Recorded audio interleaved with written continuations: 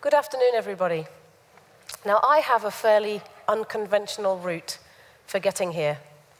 In my previous life, I used to race boats around the world. This was the boat on which I broke the solo non-stop round-the-world record.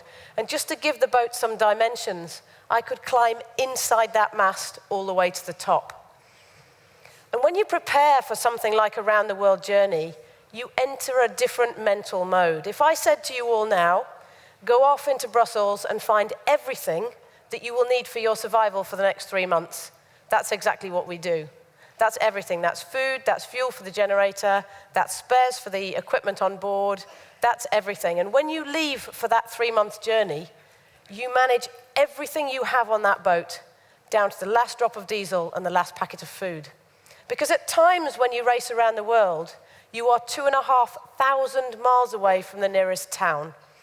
That means if you needed help, if you broke a leg, which has happened in round-the-world races before, it would take 5 days for help to get to you. And then when that ship gets to you, it takes 5 days for that ship to get you back into a hospital. So you really are out there and in the middle of nowhere. And when you're out there with what you have on the boat, which literally is all you have, you really begin to understand what the word finite means. What you have is all you have. There is no more. If you run out of food, you can't pull into the nearest port and buy some more. You're racing non-stop. Plus, the nearest port is 2,500 miles away. And you enter a completely different mental space. And I began to realize for the first time in my life the definition of the word finite. What you have on that boat is all you have. There is no more. And never once had I translated that to anything outside of sailing. That was my world at sea. That was not connected with my world on land. And then suddenly I made that translation between life at sea and life on land. And I realized our global economy is no different from that boat. We have finite resources available to us once in the history of humanity.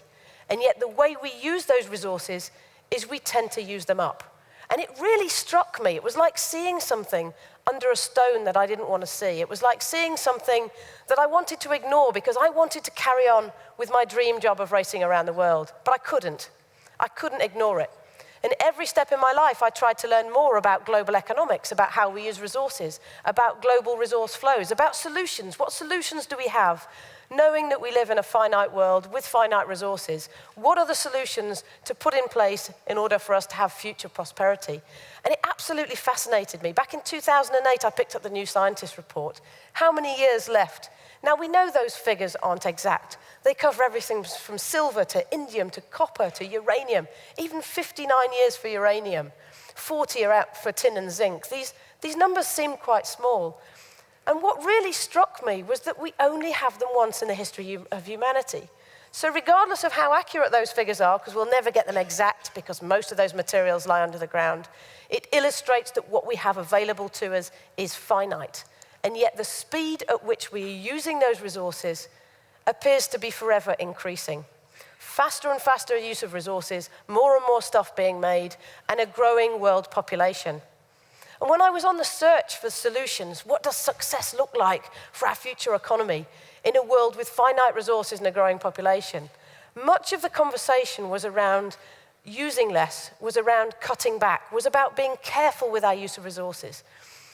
And what struck me about being careful with the use of resources was that even if we're careful with what we have, and let's say we halve or quarter the resources that we use every year, which would be phenomenal, we're still using them up. We're still going to run out in the end. We're still going to have problems in the end with price volatility and global supply challenges.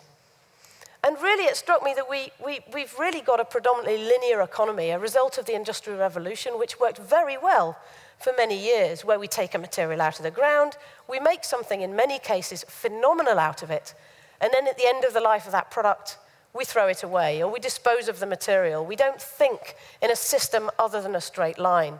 And if you're efficient with how you use those resources, it means you slow down that line a little bit. You use a little bit less, you're a little bit more efficient, and you maybe throw a little bit less away, but you're still using those resources up. And then I started to speak to experts and scientists and people outside the spaces that I'd become accustomed to, who maybe thought differently about things. They were looking at a very different model, one which wasn't linear as a straight line, but much more circular by design. A model whereby, from the outset, you design the economy so you can recover materials, so you valorize materials, you reconnect nutrient loops, not just biological loops, such as human waste, timber, cotton, materials that biologically decompose, but also technical materials. What about plastics, metals, polymers? How about those materials flowing back into the economy? You know, life itself has existed for 3.8 billion years. It has never had waste. Everything biodigests, everything breaks down, everything feeds another cycle. Yet through the Industrial Revolution processes, we kind of broke that. And suddenly, I saw everything in a very different light. Suddenly, everything was connected. Suddenly, there's a way whereby you can recover resources through design and reconnect those nutrient loops, reconnect those flows of materials which have successfully flowed for billions of years. And we've proved that through billions of years of evolution. We've seen that it works. And that fascinated me because that wasn't a model whereby we need to slow down our use of resources so that we buy ourselves more time. That was about being restorative. That was about being regenerative. That completely changed my outlook on the future of the economy. And it was with that idea that we launched the Ellen MacArthur Foundation nearly 7 years ago now, with the goal to accelerate the transition to this circular economy. We work on analysis and insight to understand the circular economy in more detail. We work with education young people all over the world to help them to see this more circular path, and they get it immediately because they want to do more, faster, better, not slow down our demise. We also work with business, cities, regions, and governments, and we work on systemic initiatives to actually try and understand particular material flows through the global economy. And I'd like to paint a broader picture of the circular economy for you. I talked about this circular design, whereby by design we design the economy so that the materials can flow and be connected. But it's much, much, much broader than that. It's a systemic change through the global economy. On the right-hand side of that diagram, you can see the blue circles. They're technical materials. That's plastics, that's metals, that's everything in cars and trains. And they're products whereby you need to keep them at their highest value at all times. If you can remanufacture an engine and then send it out of the factory with the same warranty as a new one, you will save 80% less energy and 80% less materials. And that's an engine that's not designed to be remanufactured. So you have the engine being remanufactured, you have the reuse of the engine, you have the decomponentization of the engine, and then at the end of the life of that engine, when you can't remanufacture or decomponentize anymore, then you recover the raw materials, and they feed back into the economy to make the next engine or tractor or whatever that may be. So you design technical products so they can be kept at their highest value and utility at all times. And then the left-hand side of the model, that's the biocycle, which is much broader and much more complex. Anything that physically biodegrades, and today, many materials that biodegrade have other components mixed in with them, so we can't fully valorize them. And what we see there is at the bottom left is a little group of circles which we call cascading. And that applies in the same way as the technical materials, keeping that product at its highest value at all times. So that could be a piece of tree that you cut down, which you could burn and heat your home. But you could also turn that tree into a table. At the end of the life of the table, you could turn that table into chipboard. At the end of the life of the chipboard, if it's designed correctly, you could turn that into particle board, and then at the end of the life of the particle board, you could break it down through a biodigester and recover heat, light, energy, and fertilizer as the materials biodegrade. So how can you use the materials we have available to us at their highest value and utility at all times? And really, we have three principles. The first principle is to preserve and enhance natural capital. So to look at this restorative, regenerative nature. How can we rebuild rather than slow down the loss of land mass, for example, farmland or agricultural land? The second principle is, how do we keep products, components, and materials at their highest value and utility at all times, both biological and technical? So the cascading example or the remanufacturing example. And then the third element is to foster system effectiveness, and that's to look at the entire economy as a system. It's interconnected, it's interrelated. We've lost the ability to connect those nutrient loops and to create those nutrient flows. So painting this bigger picture of the circular economy really fascinated us at the foundation. We wanted to get under the skin, not only of what it looked like, but also of what the economics looked like. What did the numbers look like underneath a circular economy? And I'll mention a few in a minute. But first, here's a few biological examples. We're here to talk about agriculture and the future of biomass. And so the bio side is what's most interesting here today. So here are a few biological examples of a circular economy. One which you may not immediately imagine is fabric. This fabric happens to be made by a company called Climatex. It's completely non-toxic, biodegradable. It's colored with inks which are non-toxic, biodegradable. The water that leaves the factory that makes that material is cleaner than the water that goes into it. And you could eat that if you wanted. It may not be that nutritious, but it's completely non-toxic and biodegradable because it's designed for the biocycle. It's designed for the left-hand side of that diagram. It's designed so that it can become a nutrient for the next cycle, and it's not cross-contaminated with materials that mean that we can't use it within the biocycle. Another would be packaging. This packaging is designed to replace styrofoam. There's a company in the US called Ecovative who designed a styrofoam replacement using mycelium, which is basically mushrooms, and they grow the packaging in a big factory, and they're now on price parity with styrofoam, and they use corn husk waste from the food manufacturing process. And that's the material that binds the mycelium together to make that packaging. Now, that will never become waste because that's designed for the biological cycle. That could end up under a hedge in one of your fields, and it would never pollute because it's designed to biodegrade and become a nutrient. It's designed to sit within the biocycle, and it's designed to fit within the broader system. And that raises the question of the broader system. So the broader system is biological materials. This is food waste. Currently, do we connect food waste with that broader system? Are we able to valorize this food waste to its highest level? Now, that's food at its highest value once it's been produced and prepared and put on a plate. But we don't even often valorize it at the second level. We don't often recover that material and feed that back into the economy at the second level at all. It often gets lost from the system. It doesn't get biodigested, it doesn't fit, it doesn't reconnect those nutrient loops. And it's not just that element, but it's also the broader elements. You know, human waste, other biological materials that flow through the economy. And if you look at, this is Paris, and this is the recovery of nitrogen from food waste. In 1900, we recovered 40% of nitrogen from food waste. Now it's 5%. So just to illustrate that we don't collect that biomass.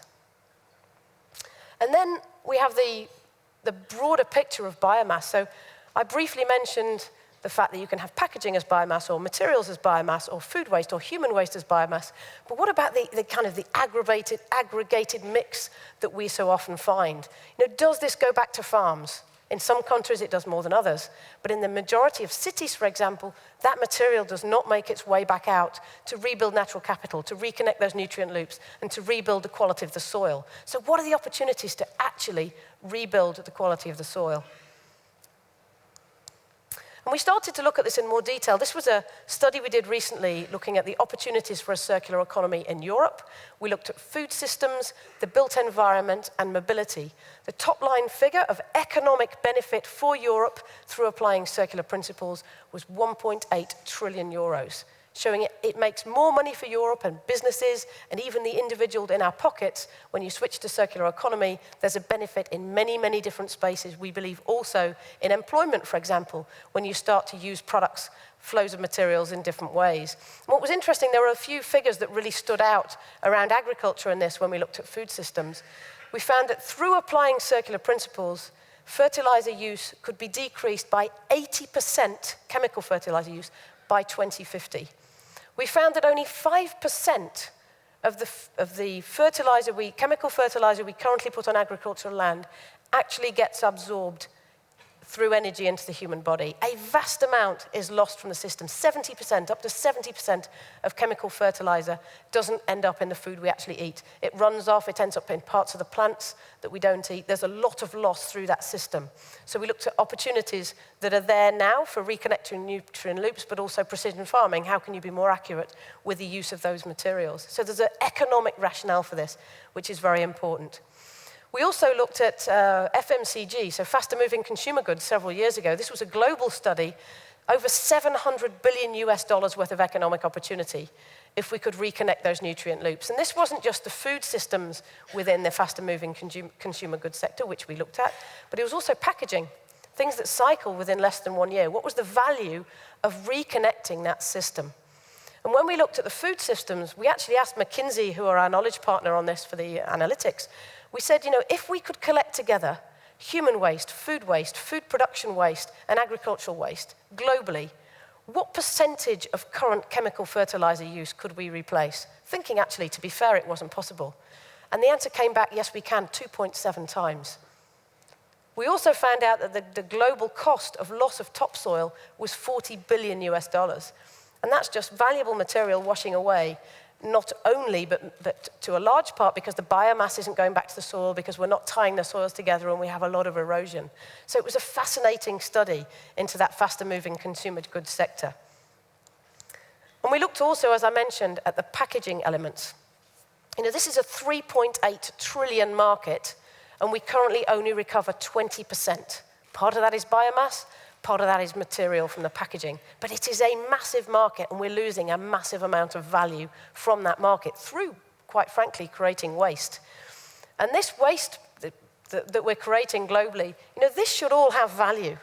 If this cardboard was designed to be a biological material with no contaminants, that could absolutely have value and feed back to agriculture and create heat and light and energy.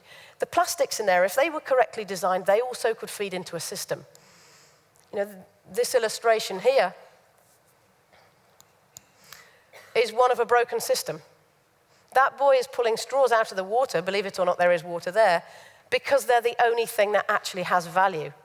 If materials have value, they will be fed back into the economy, they will create employment jobs, and they can be valorized. But if they're designed in a way where they don't have value like this, they can never be valorized. It leaks out of the system. It creates massive leakage and massive systematic problems. You know, it's not just the cost of the pollution and the plastics in the water, but it's the cost of the water systems in emerging markets, the fact that the sewage systems get blocked, the fact that the fishermen struggle because there's plastics in the ocean, it pollutes the fish. And it's not just the big bits of plastic we can see, but it's micro balloons, it's the microfibers, it's the tiny bits of plastic which are barely visible to the human eye that we don't even really understand.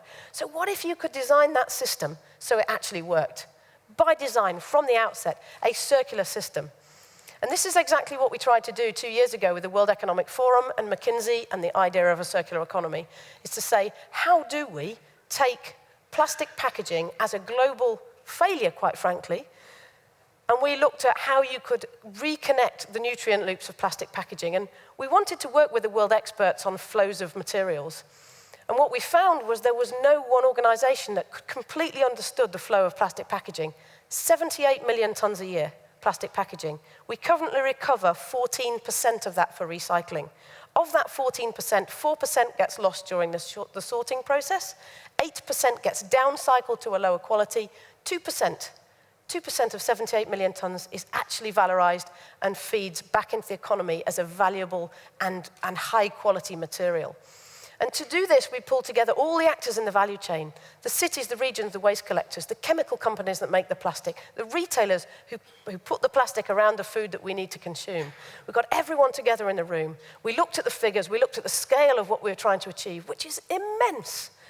But we said if we can get the biggest players in the world to shift, then actually we do have a chance of resetting this system so by design, that material can be valorized. And 1 year later, we had 48 CEO and chief executive and senior executive signatures saying this is the direction we're heading in, and it's been massively successful. And just to finish, there's a massive opportunity through cities at the moment. We have growing world population, and more people live in cities. They are incredible aggregators of materials, of nutrients, of people, of stuff, including biological materials. And the next foray that we have into this systems initiative space that we entered into with plastics is to try and understand the biocycles to a much higher extent, urban biocycles.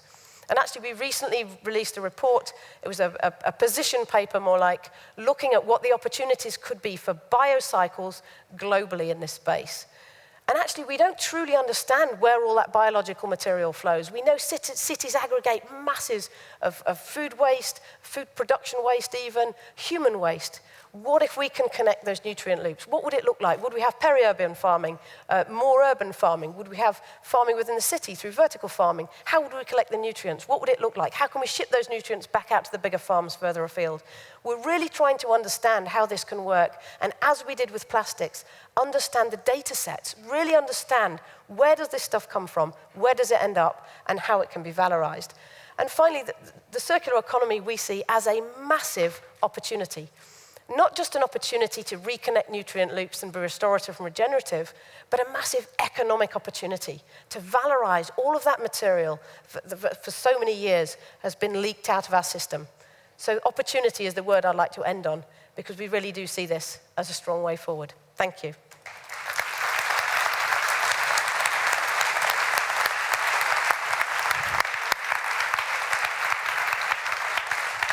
Thank you very much indeed for that fascinating talk.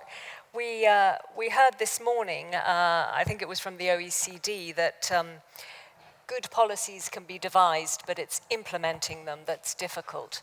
And so I was wondering, with the circular economy, to what extent is it being picked up? To what extent is it being implemented? And who needs to take the lead in this? Okay, so to what extent is it picked up? We've seen massive uptake in the idea over the last 7 years in many fields. As I said, the foundation works with business, cities, regions, governments. We work in education. There's a massive pull from education, not just because it inspires the next generation through research and innovation and new material science, but because it offers a restorative and regenerative model. But we've also seen significant uptake, for example, here in Brussels. 3 years ago, we were involved with the European Resource Efficiency Platform. Commissioner Potocnik was leading that at the time. We presented circular economy as a framework, as a model to be restorative and regenerative, and that's ended up with the circular economy package. And actually, the legislation that's come as a result of that, the first piece of legislation, is around creating a market for organic fertilizer. So it does show that actually that idea can really translate into real policy. And I think what's interesting, just to come back to the journey here at Brussels, is that what the Commission has done is completely understood that the circular economy is about jobs, competitiveness, it's about the future of Europe. This is not a story about a flow of materials, but it's much, much broader. Because when you have a system that doesn't function, there are many externalities we don't understand.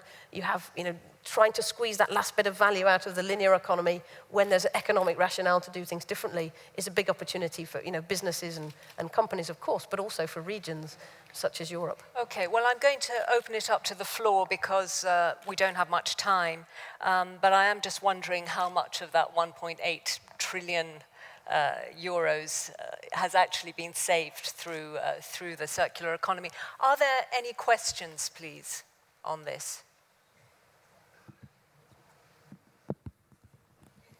Yes, the lady here. Sorry, could you wait for a microphone? And also, if you could introduce yourself and your association, please. Hello, my name's Philippa Evans-Bevan. I'm from Ireland and also the UK, and I'm here representing Send a Cow organisation who operate in Africa. But my question is actually much more financial. How do we actually trigger the capital investment that's needed to get behind some of this from corporate and other investors who see the benefits of the financial returns and opportunities, please? That's a really interesting question, and actually over the last 7 years, the conversation around financial investment to make a circular economy happen has been growing significantly. And not just from a European, we put a pot here for the circular economy, but much more broadly. Many of the investors that we would talk to, for example, at the World Economic Forum, a follow-up to the report that I showed, the Growth Within report, talking about the opportunity for Europe, the 1.8 trillion, looked at where would you invest if you want to make this happen. And actually 70 billion euros was food and farming systems, looking at reconnecting nutrient loops, looking at how you can valorize to a higher level, looking at new forms of protein. It was looking at the system. So it did point to areas where you can invest to make this happen. But I think we also need to point out, to come back to the 1.8 trillion question, this is early days for the circular economy. It really didn't exist as a system 7 years ago. And trying to understand how to make this happen at its basic principle, it's easy. Of course, if you can cycle materials biologically and technical and keep them at their highest value and utility, it makes total sense. It's kind of common sense. There is massive economic rationale for that, which we've seen through the report, but it involves some big changes. If you look at a business changing to be more circular, it could be biomass waste recovery for agriculture, or it could be a company making healthcare equipment like Philips, one of our global partners. You're not just talking about designing a product product in a different way, but you're talking about how that product goes out into the market. The fact that that product probably won't be sold, it will be a product of service. The fact that you will probably have a maintenance program for that product so you can keep it running at all times. And actually that whole system changes the design department, the finance department, the marketing department within an organization. So it does take time to become circular, but the economic rationale is there, and there are many businesses across the world doing that. And do we see that in the agricultural sector? Which sectors in particular is it being practiced? There are many case studies of recovery of biomass. We recently were talking to Anglia Water in the UK about the recovery of biomass there, and actually their figures were fairly high as to what amount of sewage sludge actually goes back to the farming community. I would say from a foundation perspective, bio is the area we know the least about. We've looked at cotton in the first report, we looked at food and FMCG in the second report, we looked at growth within, we looked at food systems, but we've never done a full deep dive into bio, and that's exactly what we intend to do with this latest project looking at urban biocycles. So in a way, I can only say watch this space because we don't have the depth, but the basic principle of circular economy we do understand at depth, and also the process for trying to create systematic change globally is also something we now have some experience in. So it's a very interesting space for us, and one with massive potential. All right. Any other questions, please? Down here, there are 2 questions. We can take them together, I think. Microphone's just here. Pierre Laconte, Foundation for the Urban Environment. I follow your work for a number of years, and I'm more and more fascinated, and I'm looking forward to read your new report. My question is, what kind of incentives would allow people to spontaneously reuse material instead of just throwing it away? Mm-hmm. Yeah. That's also a very good question, and we have many conversations about the consumer within a circular economy. I think the reality is where the circular economy sits today is that the system is not set up to recover the materials. Take plastics, for example. Plastics are not designed so they can be recovered and fed back into the system. So as a consumer, or a user we would call, within the technical space of circular economy, because I hope we don't consume plastic, I hope we just use it. Actually, if that plastic is not designed to fit back within a system, then we can collect all we like, we can try and separate all we like. The fact is it's not designed for a system. So there is absolutely a need for the consumer or the user of that material to shift at some stage, but the reality... What sort of incentives would... But I think financial incentive is one thing, but the reality is the system is not yet ready to enable us to change. We could all change tomorrow as much as we possibly could and try and be as careful as we possibly could.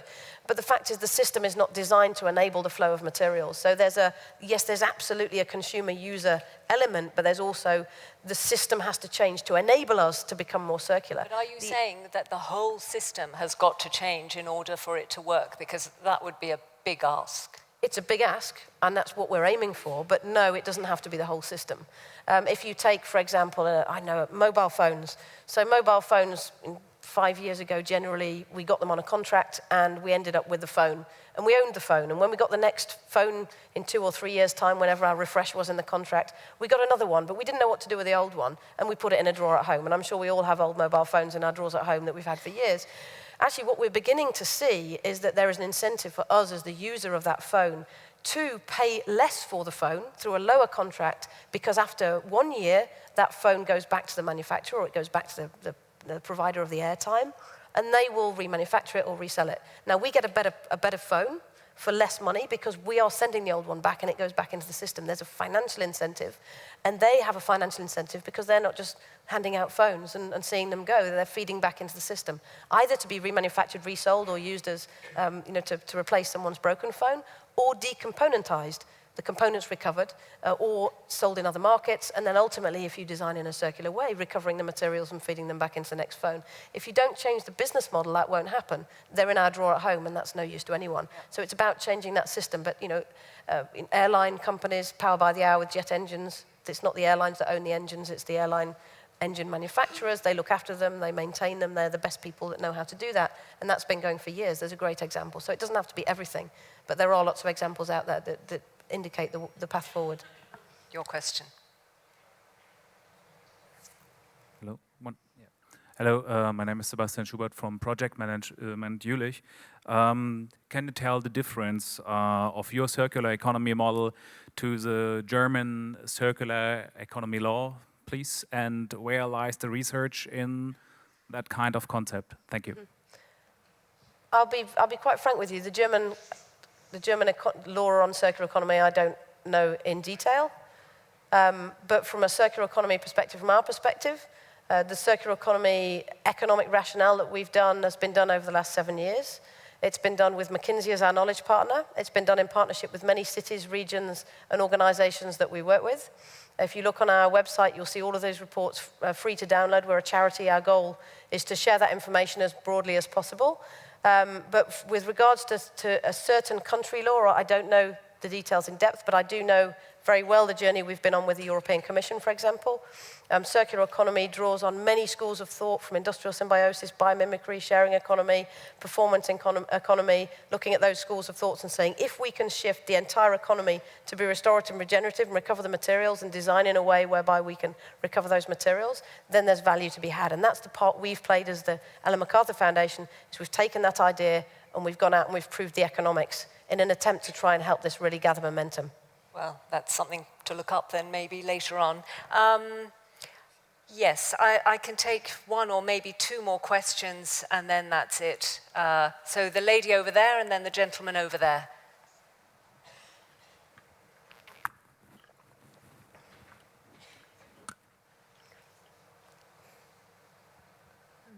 Hello, my name is Sheena Rice. I'm with the University of Missouri in America, so came a long distance. Thank you so much. I'm very fascinated with your topic. One thing is I work with a lot of researchers that do engineering and recyclable materials and biomass. And based on your research over the last 7 years, have you seen gaps in the science that is needed to really support this concept? One that springs to mind kind of at the forefront really comes from the plastics work that we've been doing, looking at the complex nature of plastic packaging and the multi-film elements, which are incredibly ingenious and work phenomenally well, but mean you end up with a plastic that can't fit within a system. So I think from the bio-based materials element and the plastics which could re-enter the biocycle through being cornstarch-based or biologically based, I think that's an area where we will see more take-up, and I think that's going to be driven actually very much by business.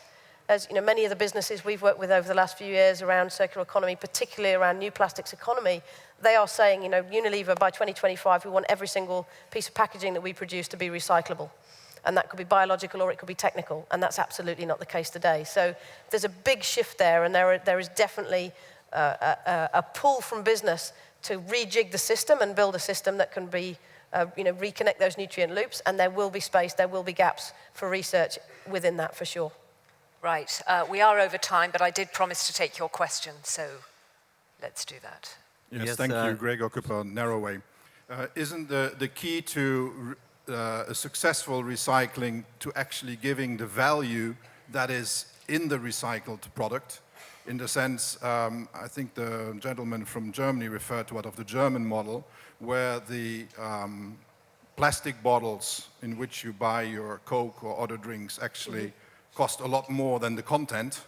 So it is incentivized to recycle, and your example with the mobile phone as well. As long as it's cheaper to just throw away instead of repair, isn't the only way to actually do that by increasing the value, increasing the cost, and returning that once it enters the recycling process?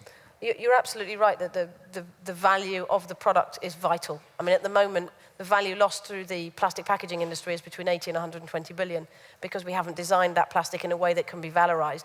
There are great case studies whereby a plastic bottle is valorized, and there's also the bottle return scheme in glass. There's the plastic bottles in Germany. But I think we also need to differentiate between recycling and circular economy. Really, recycling in a circular economy is the loop of least return. It's the last place you want to get to. If you can reuse that engine or remanufacture that engine first or that product, then that has a lot more economic value to be had than if you end up breaking the product down to its constituent parts. So yes, value plays a huge part in it, particularly in the packaging space, because you can't really remanufacture a crisp packet, but the design of that product so that it has value is really important, as well as the incentives. So I think those two together will make things happen. Well, thank you very much indeed, Dame Ellen, and I'm sure the EU could do with an extra 1.8 trillion euros if they can manage to get the circular economy going. Thank you very much indeed. Thank you very much. Please give her a warm welcome.